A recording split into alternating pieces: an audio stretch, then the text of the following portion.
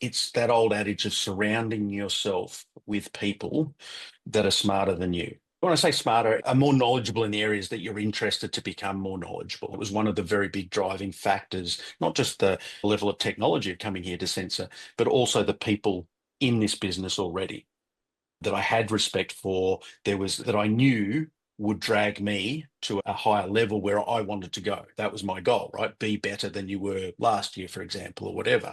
And that takes surrounding yourself with those people that are going to draw that out of you in a productive fashion. So for me, I think it's always been that awareness that I can always be better and find the people that can help me be better and listen, don't talk as much. Stop talking, Damon. Start listening a little more when they speak, take on board because there's a reason that you think that they are, I guess, of that higher level or higher caliber in the industry or whatever it is that you're trying to achieve.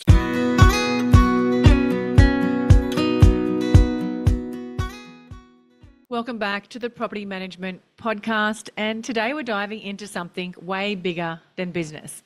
It's about resilience, connection, and discovering the strength you didn't even know you had. But here's the thing, it's not about the ride. I'm going to dive into the charity bike ride, the Digital Live and Hands Across the Water charity bike ride I did recently. It was a challenge that tested us physically, mentally, and emotionally. And it wasn't just about pushing through the pain or reaching the finish line. It was about the journey along the way and the powerful lessons that we learnt.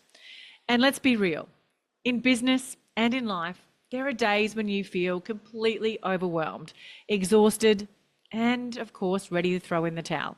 Days when you question if you have what it takes to keep going. But here is what I learnt. Sometimes when you're struggling the most, you find a strength that you didn't even know you had. Those moments of pure grit and determination, they teach you resilience. The kind you need to navigate the ups and downs of running business, managing properties, and balancing it all with your real life. It wasn't just about the personal growth. It was actually something much bigger. The Digital Live and Hands Across the Water charity bike ride was a reminder of the importance of giving back and doing part for those less fortunate. It was about raising funds and awareness for causes that desperately need our support, proving that even when we're tired and struggling, we can still make a real difference. And you know what? It was also about connection. There's something incredible about coming together with people from all walks of life, business owners, property managers, and industry leaders, all pushing themselves to the limit for a cause way greater than themselves. And what struck me was the power of hearing everyone's story. People shared their deepest struggles, their most vulnerable moments, and how they overcome some of life's toughest challenges. Those conversations, the real, the raw, the unfiltered stories, they created a bond like no other. Because when you hear someone else's journey, their battles and their triumphs, you realise you're not alone in your struggles. It's a reminder that everyone is fighting their own battles and somehow we all just have to keep moving forward. Today I'm excited to have Damon Hill, who is Head of Sales at Sensor Global and Sensor Insure, joining me on the podcast. He recently also took part in the Digital Live bike ride. We were on separate rides, though. He went the week before me, and he's going to also share this incredible experience with you guys as well. And we're going to dive into building resilience and finding that unexpected strength and the power of genuine connection and giving back to the world in a meaningful way. So whether you're trying to push through tough days in your business or personal life, you're looking for inspiration to keep moving forward, or just curious about what we both learnt on that ride, you're in the right place. Damon, thank you so much for joining me on the Property Management Podcast. I'm super excited to have you on as a guest. Now, before we unpack everything Digital Live and Hands Across the Water, can you tell our audience a little bit about yourself and how you got started, what you're doing now? Yeah, sure. Yeah, my name's Damon, and I work at a company called Sensor Global.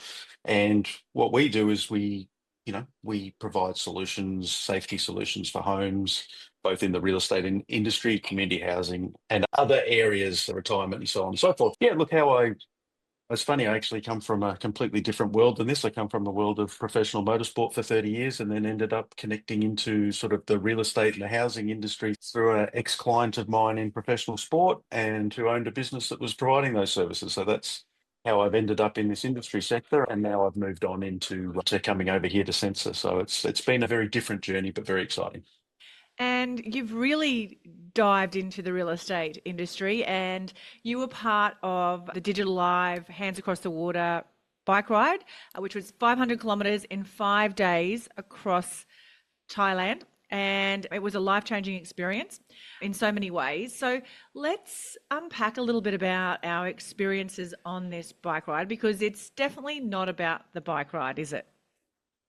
No, 100%. I think that's what everybody came back with. I think we all, and you and I did two different rides, the same Hands Across the Water, but two separate rides. And I think that most people were more concerned about two things. How am I going to ride this far? And how am I going to get the level of charitable donations that we were all hoping to get to put towards it? And yet it seemed to be we came back from this experience, or I certainly did, and I've spoken to others who feel like that we actually got more out of it than we gave, even though I think we did some pretty amazing stuff from a charitable side whilst we were over there. So it was amazing for me meeting, and you and I have talked about it offline here just quickly, meeting groups of just such inspiring people that in whatever walks of life, whatever they're doing within in the real estate community, and their dedication to this one. We had all had this one common goal. It was quite simple: ride 500 kilometers, which sounds simple in theory, and Sounds crazy in donate. theory, let's be honest. Yeah, it does. It was difficult. It was had its days, and yeah, we've all come back. Just I feel, and to use your analogy of before, we're with a cup that is very full because of the experience. It is, you're absolutely right. It is overflowing. And I think I just said before we jumped on to record, you asked me what my hangover was, how I felt coming back. And the big hangover I felt for me was because I'm on my own, I don't have a partner. I missed that camaraderie. Every day we're getting up, we're getting ready, we're having breakfast together, we're out on the road together. And all along the way, somebody stops beside you, has a chat, you hear their story, you learn, everybody stops. And every story you hear, you learn a really valuable life lesson or business lesson.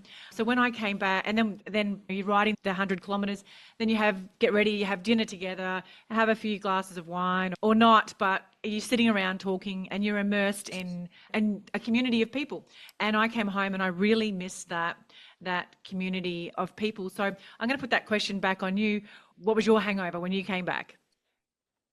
Yeah, I think for me it was very much about I found that it really stripped everybody back to basics. So irrespective of what our titles are in the community, in the real estate industry, excuse me, and what we specifically do, when you're out there, you are just one of that group of people on a bicycle, and it's quite simple. The basics around what the day holds for us is get up, put on our sexy lycra, as I say, have breakfast together, as she says, shaking her head, and go through this journey of getting from A to B during the day. Yet it is so difficult. And I found that when I got back, and I think I'm a relatively fit person, but I found when I got back, when you say missing that camaraderie, for me, it was really about having such a clear vision of purpose every day. And obviously, I go into my job, I know what I'm hoping to do, their sales driven outcomes and that type of stuff. But it was just very clear to me because here's your purpose. It's get from here to here as best as you can and do it with, like you say, a group that has that same common goal. And so just realigning my priorities, I think, and trying to simplify it because it was just so clear when it was simple. And I think there's so much mess in life, if you like, that we let so much clutter get in the way of the day to day, that was my sort of wake up and my reality of getting back going. How do I do this? How do I reassimilate into what I left that was messy compared to what I've just done for the last 7 or 8 days? And how do I now change that to make it clear? Yeah, I think along the same lines as that, a lesson that I took away was about chunking things down and just as simple steps. So we didn't go out there with 100 kilometres each day in mind as a goal. We went out there with 20 Ks or 22 Ks or 17 Ks. And then we get through that leg of the journey. And then we do the next, whatever that leg of that journey looks like. And I think for far too long in life, we want to earn this much money. We want to have this house. We want to have this car, drive this car. But what are the small steps that we've got to take to get there? To achieve that makes it so much more attainable than having this big thing that you feel like is never going to be attainable. And at the end of the week, 500 kilometres, I've never ridden 500 kilometres in my life. And I guess maybe we'll go back to that physicality side of it that you mentioned earlier. I've never ridden 500. The most I did in training was about 25 kilometres. And again, I consider myself a reasonably fit person. And our friend Julie said that she was going to do it. And I was thinking, holy hell, if she thinks she can do it, then surely I'm going to be able to do it. But I did have that real doubt about the physicality. And I will admit I had the aid of the electric bike, but I still tried to only use that when I was in really dire moments of physical pain. Like for me, I'm an old girl. My knees were in excruciating pain by day 3.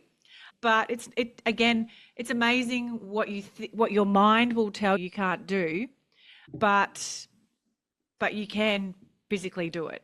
And Yeah, yeah, and with that, like you say, with that camaraderie and with that, the energy you feed off those around you that are finding ways to get through. So you're right, the days that you're feeling down, or there's the section that you're feeling is difficult, someone's there to pick you up. And I think that's no different in business. If you allow yourself and surround yourself with people, everybody has good and bad days in whatever you're doing. And if you surround yourself with people that are there and will help you on the harder days, and like vice versa, you are doing the same. It's what we were doing out there. And like you say, it made all of a sudden you get to an end of the day and thought, hell, that's my third day in a row. I've just done 100 kilometers. That's never happened before and would never happen if because you wouldn't get on the bike in the first place. So it was pretty cool. And so what are some of the other lessons that you learned? I think there was great lessons in that resilience, the power of connection. And another lesson that I came away with was around everybody's stories.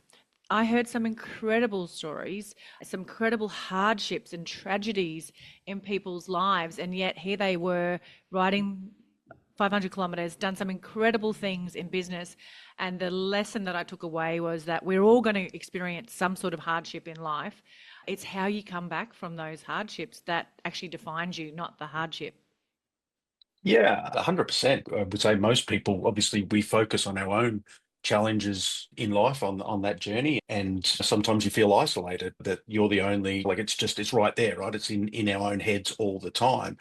Yet when we realize that pretty much no one's exempt from going through challenging times and difficult times. And again, we were lucky enough that those, and I get back to that comment of where it stripped you back as a human, you became very open, and we learned stuff about people that we would never learn in industry conversation or anything like that. And it just somehow, in my mind, helped. You don't like to hear people's challenging stories, but you gain inspiration also from them because you see where they're at now, and they might not be resolved. Like they're still going through challenges, but the way they hold themselves, both on a professional and personal level, and are able to process and work through those things is something that I know I certainly looked at and went, wow, maybe it's not as woe as me inside my own head. Yes, you still need to deal with what's going on in your own world, but it doesn't prohibit you from being prosperous or professional or whatever it is that you're trying to attain outside of that. And so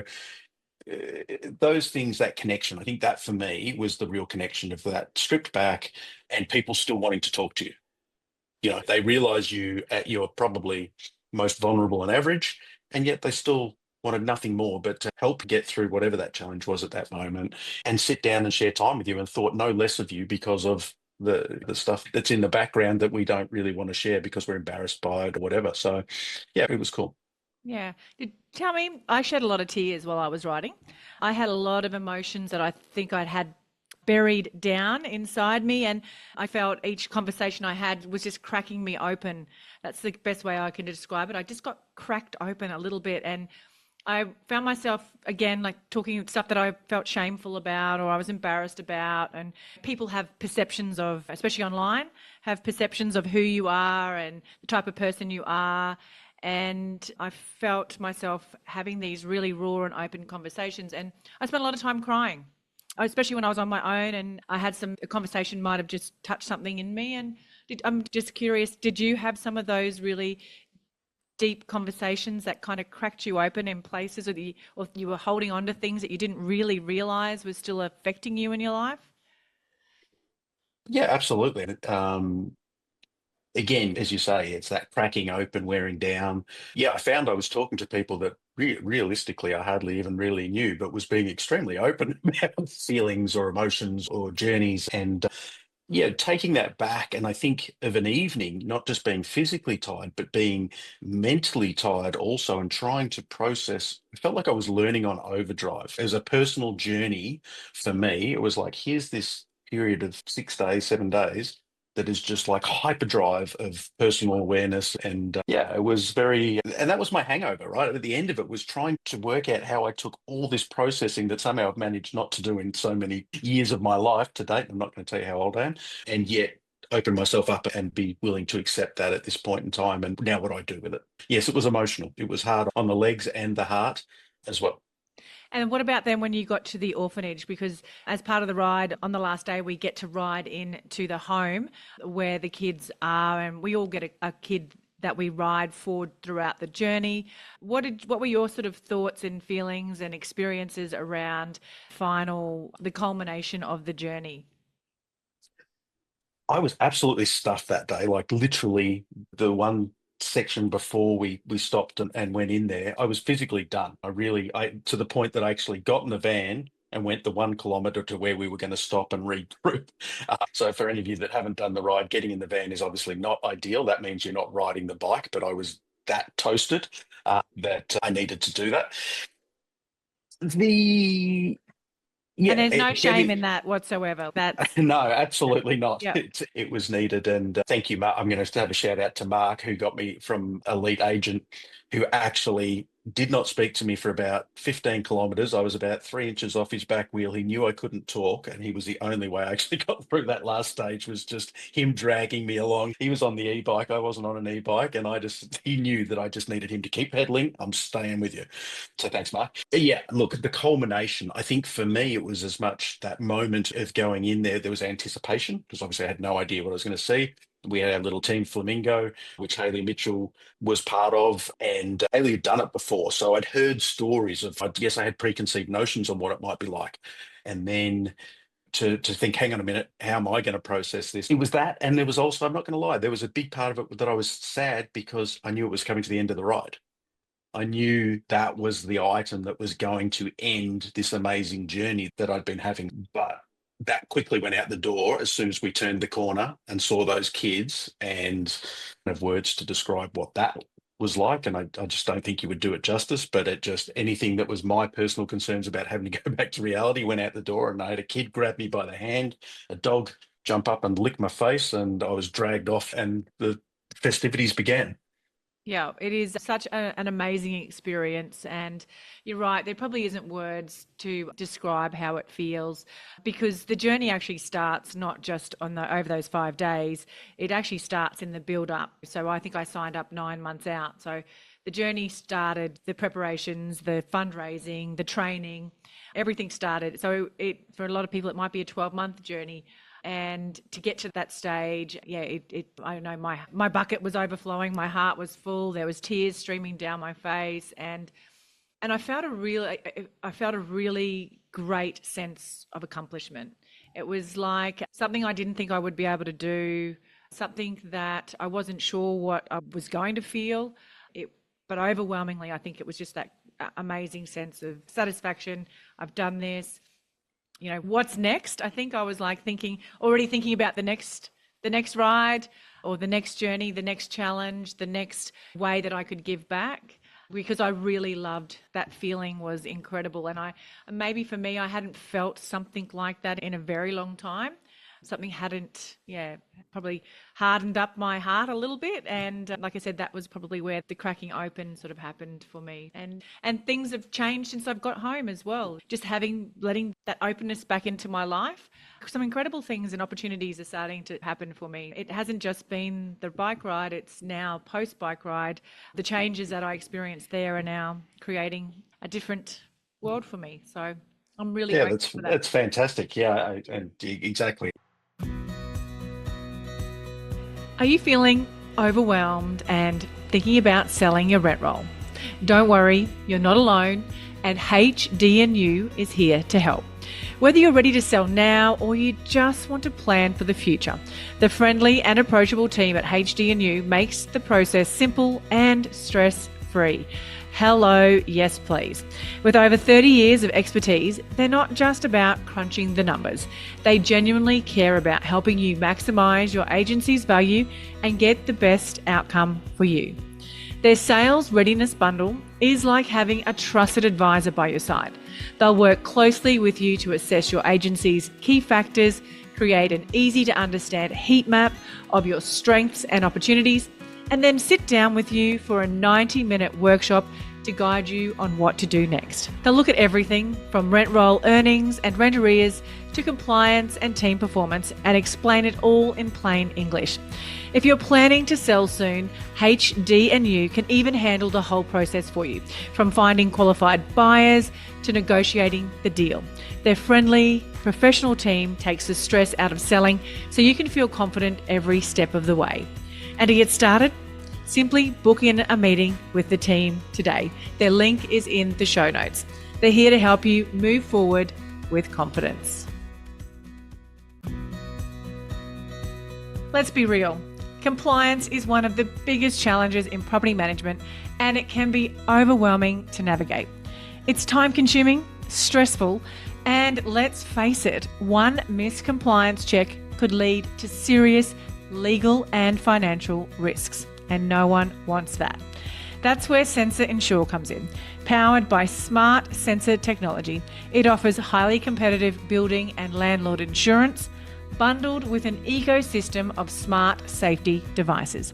These include tamper-proof smoke alarms and water leak detectors with automated remote testing and a 24/7 accessible audit trail. Yes, you heard me right. Sensor Insure is a game changer. It's always on and integrates seamlessly with your trust platform to streamline processes and provides live reporting across your entire rental portfolio. This ensures you're always meeting compliance requirements, giving you total peace of mind. No more waking up in the middle of the night stressed or worried that you've missed something or your team has missed something. So whether you're looking to improve your processes and efficiency, reduce stress, or protect your agency from risk, Sensor Insure has you covered. You really should see how it works. I totally encourage you to book in a free demo today by heading to sensorglobal.com or the show notes to learn more about their solutions and how they can transform your compliance game.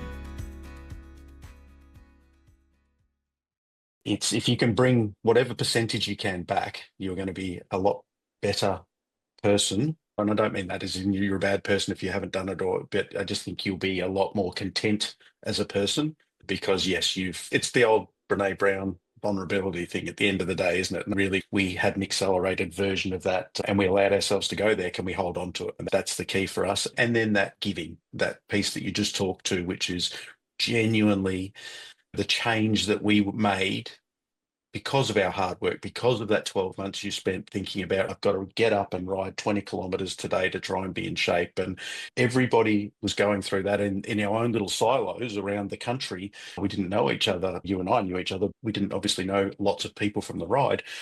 And the culmination of all that effort that happened behind the scenes, the beautiful people from Hands Across the Water that just took care of us so amazingly well whilst we were there. They were just the most lovely people. And then to be able to The icing on the cake was to genuinely say, hey, what do we do? Between the two groups, I think we did $417,000 that we donated, which is just a tremendous amount of money that will go so far to so many children in Thailand and help them with their lives beyond what we could ever comprehend through opportunity. And that's all because of the hard work of the people at Hands across the water. Steve Carroll bringing this to our country and that connection and saying, hey, I'm going to champion this. And I, as an industry leader, and there's not superlatives enough to, in my mind, to explain Steve Carroll and not just the physical aspect and the time he spends and stuff, but to do that of his own accord. The guy's just a superstar. He really is, and I will forever be in debt because without him doing what he did, I would have never had the experience that I had. Absolutely. Could not agree more. Steve Carroll is amazing, a remarkable human. And if you are listening to this and you had been thinking about whether or not to take part in this ride, I hope this has given you if you needed permission, if you needed inspiration, if you needed motivation, I hope this conversation has given you that permission because I can guarantee you, it is a life-changing event. And I will share a link in the show notes for anyone that wants to explore the opportunities that are available next year. Everything's filling up really quickly, so you might need to make a commitment fairly soon. I'm in. Are you in for Yes, I 2026? am. I'm doing the home hug one, the one Once that you again, did. So we're doing the opposite ones. we'll miss each other again, but there you go. Yeah, maybe the year after we'll get the same one. Okay. Um, Okay. And now let's shift gears and talk about business. And you touched on something earlier where you said like a lot of the lessons that you learnt on the bike ride, you actually also take into business as well. Let's maybe dive into that a little bit about you're in a startup Yep. phase business. You've been going a while now, but you're in that growth mode. And a lot of my community is always in growth mode. So maybe let's talk about some of that resilience in business and the connections that help us grow our businesses and touch on how you've brought that back into Sensor Global. Yeah, it's interesting because Sensor Global for me has been the first. I've run my own companies before, so I guess they obviously count as startups. But when I think about moving into a structured startup company of larger scale, so it does bring resilience is a great word because you're actually fighting, when I say for survival in my mind as a head of sales, right? I have to there's all these people who've done a lot of hard work behind where I am at now, and now we have product and we have service that's ready for market and all polished and shiny and ready to go. It now falls upon me and my team of people to deliver those results. And you realize, I guess you just become very aware of how much effort, money, time goes into this. And you have to dig deep because it's an educational process. What we're doing here is industry leading. It's not just a given. It's not like I'm just selling cars and everybody's going to buy a car at some point in time. So finding the different ways to communicate that with the industry and help work through processes and finding common denominators. At the end of the day, what we do here, and I'm not going to give the whole sales spiel, but what we do is we save properties and we save lives. That is just the bottom line. That's why what we designed and what the directors of the business, when they sat down, that was the first thing. How do we save more lives and how do we protect more properties? And then Sensor was born around that. And so I go back to that most basic narrative and go, Damon, you just get your team out there, keep walking indoors and keep sharing that with the PMs and directors and business development, whoever we might be meeting with at the time, and go, look, this is the core function of why I'm here talking to you today. So that's the driving force that I always reach back if it's not exactly going the way I want it to on any given day. Can we talk about then in Sensor Ensure and what it is and the problems that you are currently solving for property managers? I lost my words then. For property managers in the industry. Yeah, absolutely. What we've done with Sensor and Sensor Ensure is we've enabled, so for property managers and agencies, the biggest challenge is making sure that properties have working devices, being smoke alarms or any other safety devices within a property, and there not being any clarity. You have that someone goes there once a year, and at that point in time, they tell you that it is compliant or it's not, and it gets fixed and becomes compliant and working. What we've done is we've turned around and said, hey, why not give you 24/7, 365 clarity on that? So basically, our system just works and says, listen, we're always connected. We will tell you if there's a problem. Otherwise, you know that everything within that home that has sensor in it is operating correctly and that property is at its safest possible standard that it can be at. You don't need to worry about that. One of the other things that, the challenges is just the workload around compliance management, trades, key pickups, going through the paperwork and assigning it to the correct properties and so on and so forth. Our system does that automatically. So now there is no more requirement for a trade to go out, for example, and physically do that compliance check, because the system will do it itself internally and provide a nice, clean, crisp, easy to read report that just goes straight back into that property management file. They're the sorts of things that we really work on from an agency perspective. The sensor insure aspect, actually, no, if I just stick with sensor for a second, what that means is for the tenant is a better experience. They're not interrupted during the year, so they haven't got a trade attending. So there's a greater level of privacy. A lot of people don't feel great about having someone they don't know walking through their house and so on and so forth. And that increased knowledge and awareness that if you're a family in a home and you know that somebody will know if something's not right within your home, they will be alerted as well as tenants. But just having that feeling of, yes, this home is safe at all times, and because someone will tell me if it's not and will be doing something about it straight away, is really important.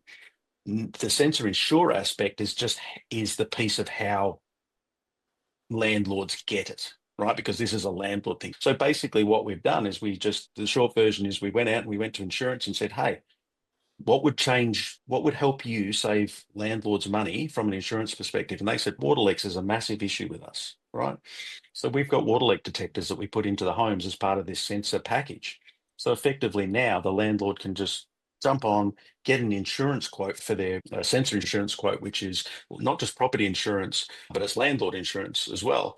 And the underwriter or the insurance broker has already determined, because they are going to pay for the sensor devices to go within that home. So they're already showing you the discount because they know they're putting as part of that agreement, you're agreeing to have sensor put in your home, which they are funding.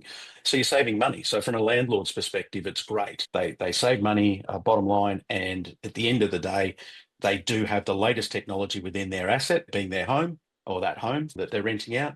And again, it saves maintenance costs and all sorts of things fall off the side of just being aware of where a property's at. So if for property managers, I just want to break this down a little bit more, Yep. how to practically use Sensor Insure. So for a property manager, they would advise a landlord to reach out to Sensor Insure. Can the property manager directly do it? And then Sensor Insure provides the insurance as well as the safety devices for the property. Am I following? So yeah, exactly. It's all driven through an agency. So we go to an agency. So I might come to you and say, as an agency, these are all the benefits that we've just touched on, the benefits for the agency, the property managers, here's the benefits for the tenants, here's the benefits for the landlord. Would you like to offer that to your landlords? And you go, yeah, that sounds pretty good. And it's a great good news story because I get to now call my BDMs, get to call up or whatever and say, hey, we think we found something that's going to be really beneficial for you. Why don't you take a look and see if you can save yourself some money on this journey? So we basically enable an agency to have this service, offer it to their landlords who will then decide if it's right for them or not. Right. So they will introduce it via an email with a link on it. The landlord will spend about 3.5 minutes just getting a quote, and then they'll make the decision if that's for them or not. It's not going to be for everybody, but we're seeing that in 85, 90% of the cases that we are generating real savings. So why wouldn't I? I'm going to have insurance anyway. Why would I not go with one that's going to save me money and give me all this latest technology and safety within my property? And by the way, it doesn't cost any extra per year than what you're currently paying through your regular smoke alarm checks. So if that's $99 a year, that's the annual charge. So nothing changes from that perspective from a landlord, Yeah. or for a landlord, I should say. That's going to be a game changer for those states like Victoria where their compliance has gone through the roof. This is going to be something that I feel is going to be in hot demand. Yeah, I think in compliance and safety, as it should. As you say, Victoria went nuts with the gas and electrical. If you go back to Queensland, where you are, you've got the most stringent smoke alarm regulations in the country. So all these other states, right? There's good reasons that these things happen. I'm not going to say I agree with all of them that happen, but the reality is it's bringing up the overall safety and livability of homes for the renters. Okay, and that's a great thing. At the end of the day, that's a great thing. So what I think will happen is that slowly states will start to incorporate some of the things they see other states doing, adjust their compliance regulations accordingly, and we'll just get a better outcome as a national. I still don't know why we just don't have a national set of regulations that we all do. But anyway, that's another podcast. So yeah, that will drive this product and this service offering to provide a higher level of safety. And look, at the end of the day, as a managing agent, you have a duty of care. Like we talk about compliance over there, that's just the government saying, hey, you've got to do this. But as for any agency, for any director out there, there's a duty of care. And should the worst thing happen, a tragedy occur within a property that's managed, you've got to be able to also show in a court and say, here you go. Like we did everything we could, A, to notify the owners that, hey, there's this technology out there, but B, with Sensor Insure, it has a full audit trail, okay, with Sensor. And so you can actually say, I can tell you that there was no issues with any of these devices within here. And here's the audit trail, that you can print out and show, which just protects and removes risk from an agency perspective tenfold. Absolutely. So, can you break down the technology that you guys use a little bit more? Yeah. So we have what we call a hub, which is just, let's call that the mothership that sits within the property. It's hardwired into a property, and it, through RF connection, talks to devices. Smoke alarms are devices, water leak detectors are devices. We've got heat detectors coming on board. There'll be carbon monoxide, all these sort of devices. And I call them the children, right, that sit on the outside here.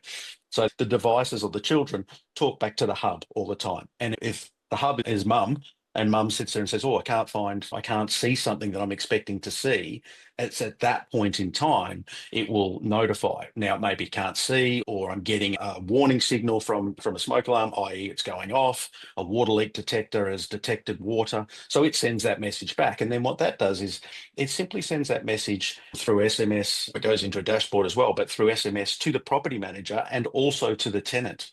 Okay, so what we're trying to do is make sure that there's awareness. Now, property managers can dial the amount of communication they have up and down as much as they want, but you can imagine if there was a situation where you'd had a split hose, for example, on the washing machine, and you were home, and all of a sudden you've got a text message to say, hey, in the laundry, you've got a water leak detector going off. You can run in there and turn that water off. Yep. From Something. from a PM's perspective, if that goes off a couple of times, I've got some agencies that have put in a basic protocol to say, hey, if this goes 2 or 3 times, try calling the tenant and see if they're home. If they're not home, then we need to get someone there quickly before, so it's not 3 days later. Yeah, sorry, I was in wherever having a holiday and it's been running water for 3 days and just destroyed a home. And again, driving factor as to why the insurance company is being so supportive and why we're able to reduce those costs, because they're just huge claims that they now are hopefully mitigating through awareness. That is incredible. I think that is going to be really valuable, and especially with all the other sensors that you've got coming in as well. I think it's going to be a bit of a disruptor to what is currently out there, or there is actually nothing out there like that. I'm excited to follow along and see all the next phases as things evolve for Sensor. How can somebody, if they are interested and they want to find out more, what's the best place for them to go to reach out to you? The best place is probably to reach out to me directly. Obviously, you can do that through our website, shoot me an email at damon.hill@sensorglobal.com. And I'd be really happy to arrange a time to give you a presentation and walk you through those steps and stages and benefits that we touched on earlier, and to see how it can look after your clients, as in an agency and a property manager's clients, and if it's the right thing. Amazing. I will share links in the show notes as well. Now, I have a bit of a closing tradition on this podcast, and it is about around personal development and giving some sort of a recommendation or sharing something that has helped your personal or business growth journey. So, what have you got for us, Damon? Talk about putting me on the spot. What has helped I think, Bike ride? well, yes, but we talked a lot about the bike ride. I was going to steer away from that.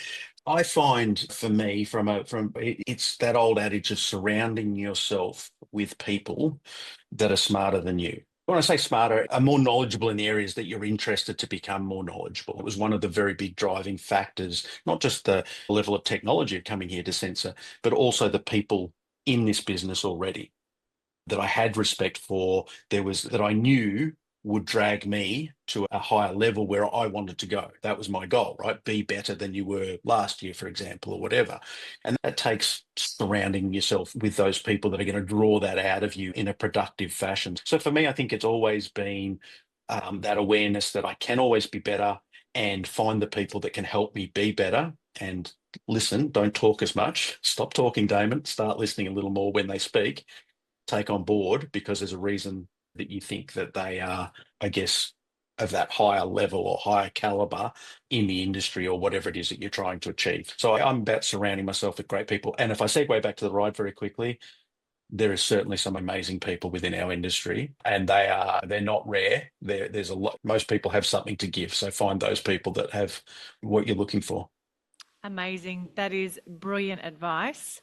Thank you so much for sharing, and thank you so much for joining me on the podcast. It's been an absolute pleasure, and yeah, thank you. If you're ready to be a super organised, focused and productive property manager, buckle up because Colmio is about to revolutionise the way that you work. Colmio is the driving force behind property management excellence in residential real estate. Now picture this, a comprehensive end-to-end system designed to be the beating heart of your property management tasks, manage your properties, owners and tenants, and handle payments, inspections, and even marketing listings without leaving the platform. Colmio is designed to be an all-in-one solution to all your property management needs. And here's the game changer. Colmio isn't just software.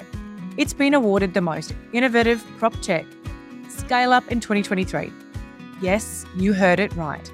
Colmio has been recognised for their groundbreaking approach to property management software.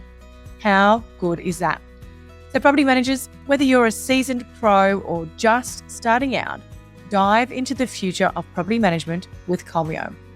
You can book in a demo with the team today and go in their weekly draw for a Prezi gift card worth $100. All you need to do is to head to the link colmio.com/thatpropertymum, and Colmio is KOLMEO.